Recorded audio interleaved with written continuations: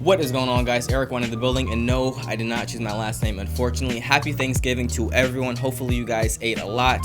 I know that I definitely am going to be eating leftovers for the next week or so, but that is okay. Hopefully you guys had a great Thanksgiving. Before we get into today's video, I also want to remind you guys that everything that I use in my videos, the lights, the microphone, the tripod, the camera, everything that I use is going to be linked down below for you guys to go check it out. You can buy it for yourself, or if you're just curious and you want to see what gear I'm using, that is going to be linked down below for you guys. Now with that said, today we're going to be talking about how to float or levitate an object, an item, whatever you want in Photoshop. And you've probably been seeing this effect in my past, thumbnails for my videos, and especially on Instagram. There's a guy who goes by the name of Jordy Colitic. I'm really hoping I'm saying his name right, who does this effect seamlessly, amazingly. He color grades it awesome.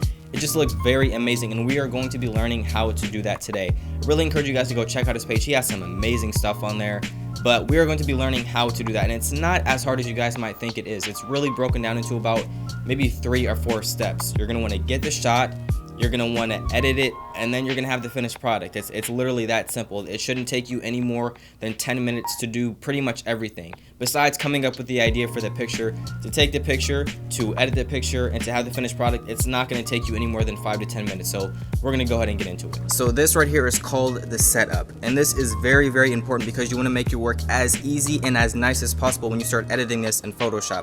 And the way to do that is to make sure that the object that you're going to be blanking out is as thin as possible. You don't want something super huge and long like tape or anything like that, unless that's what you have.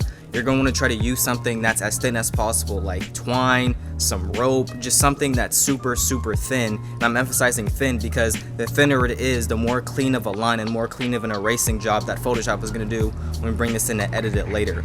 You can shoot this at whatever f-stop you want it to. If you want to have it wide open to adjust the blurriness later, I'm going to play around with it and see what I want to do. You guys can do whatever you want to do. The 3 things you're going to need for this obviously is a camera to shoot it on.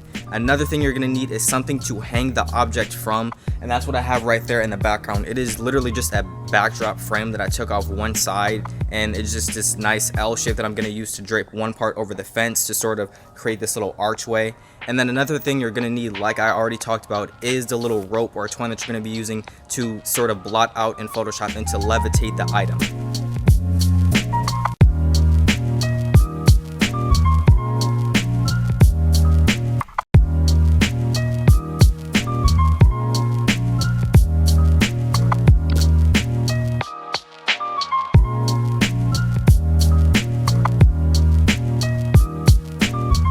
So after trial and error and after doing this about 20 or 25 times, I finally got what I wanted. So I had to adjust my settings a little bit. I had to adjust the height a little bit. I couldn't exactly get the hand placement right. There's a couple things that I was just trying to figure out in general to get it exactly how I wanted it. I was going to originally do 2 hands, and then that I didn't like the way that was coming out, so I originally just decided to just do it with 1 hand, making it look like I'm levitating it with 1 hand. So we're going to throw this into Photoshop now that we got it and show you guys how we edit this photo. So we got the photo that we are going to be editing to make it look like it floats. I'm going to be 100% honest with you guys. I tried to do a voiceover, record, and do all this stuff while I was editing it, but my computer literally just like that. Like, it just stopped completely, and I had to close everything down.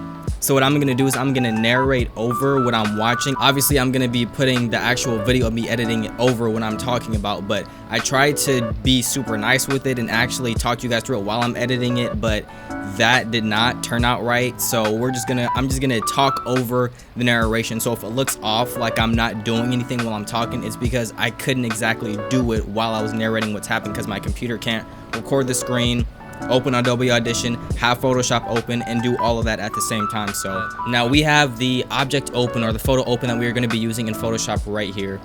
Now the first thing you're going to want to do is you're going to want to go on the left to the toolbar, and you're going to go all the way down, and you're going to go to the spot healing brush. And once you get that spot healing brush open, you're going to go ahead and zoom in a little bit so you can get as precise as possible, and you're going to try to blot out the string that's holding up the shoe. So we're going to go on the sides of the shoe, and we're going to go up right there. Now the spot healing brush is a pretty simple tool. It pretty much takes out whatever you want it to take out. Now, the catch is you have to be pretty precise and know what you're doing, because sometimes you can get mistakes like this where it sort of just moves over the image. It doesn't necessarily take out what I was dragging it over. So what I decided to do was I decided to zoom out a little bit more, and then I'm gonna make the brush a little bit bigger and just do it like that. That way it worked a lot easier for me, because when you try to do too precise with the spot healing brush, sometimes it kind of messes up, and I'm not exactly sure how to explain it, but it just doesn't do a great job at it. So I zoomed out a little bit, I made the brush bigger, and I just went ahead and took out that entire middle section right there from the bottom all the way up to the top. But I left a little bit of room for where my chain is and where the string is closest to the shoe. So we're going over the shoe, we're clicking and making sure that we get that string out of the way. And then once we get the string out of the way, you'll notice that it messed up just a little bit, and that's okay. You can just Command Z and go back. And I dragged it to the right a little bit so it had more of an area to work with. And we're gonna do the same thing on that left string. And you can see that it bowed out just a little bit, so I'm gonna keep on clicking to make sure that the shoe doesn't look too rough and weird. I'm gonna do it again on that left edge, and then it looks perfectly fine. So if I Command 0 and zoom all the way out, you're gonna see it looks perfectly fine. It looks perfect. No one's gonna notice anything. And the reason why this doesn't matter specifically is because I can go in and I can go ahead and crop it to a 16:9, and when I drag that down, you're not going to even notice that the chain is slightly off. It doesn't connect all the way to the top. But that's fine. The string is out of the way, and there's no obvious manglements, if that's a word, in the image. Now, that is way number 1. That's with the spot healing brush. Now, way number 2 is actually with the lasso tool. Super simple tool. I'm pretty sure a lot of you guys have heard of this, and it's called Content Aware Fill. Now, basically what Content Aware Fill is, imagine for the same reason that you have some image or some speck or some random grain or a person in the image that you don't necessarily want. What you would do, you get the lasso tool, push L, you wrap around whatever you don't want, and it'll take it out. You push Shift Delete, it takes the area around it and sort of covers it over. Sort of like if you have extra dough and it's like filling in, you would sort of fill in that dough with the extra dough by pushing in the outside areas to wherever that dough is being missed. That's basically what Content Aware Fill is. Now we're gonna go ahead and bring out that lasso tool, and all the way from the top, we're gonna go ahead and draw that line going all the way down, go around the shoe. It doesn't have to be perfect because we're gonna go in and fix it later. So you go up, connect it, and then you're gonna do Shift Delete. It's gonna bring up this menu. Make sure that Content Aware Fill is clicked, or for content you have Content Aware Fill as the option. You're gonna click enter or click OK. It's gonna say fill. It's gonna show you this, and done. It looks perfect. The chain is connected up top. The only thing we got to fix now is that shoe little string at the bottom. So we're gonna zoom in, do the same exact thing, trace it perfectly around the shoe, and connect it once again, and then Shift Delete, make sure it's Content Aware Fill, and then push enter. Now you can see it messed up a little bit with the shoe. It added this weird infringement.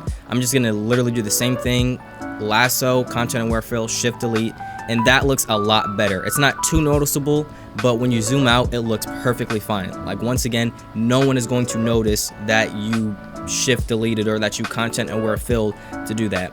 Now once you get done with this, once again, we're gonna go ahead and crop it 16:9, so it's a thumbnail for this video, and you are done. You can export it as a JPEG and do whatever you want with it. Upload it to Instagram, upload it to YouTube as a thumbnail, do whatever you want with that. Is literally it. Now once again, I realize that there is more than one way to do this effect on Photoshop. There's literally thousands and thousands of different ways that you can do this. These are the 2 ways that are easiest and best for me, especially for a lot of people. They don't know a whole bunch of things. They just want to click things and get rid of them, and that's what this effect is supposed to do. So that's all I got for you guys today. Make sure if you guys like this video, you go down below, click the like button, turn it blue. If you guys are new, click the sub button, join Innovation Nation, and just like always, I see you guys in the next one.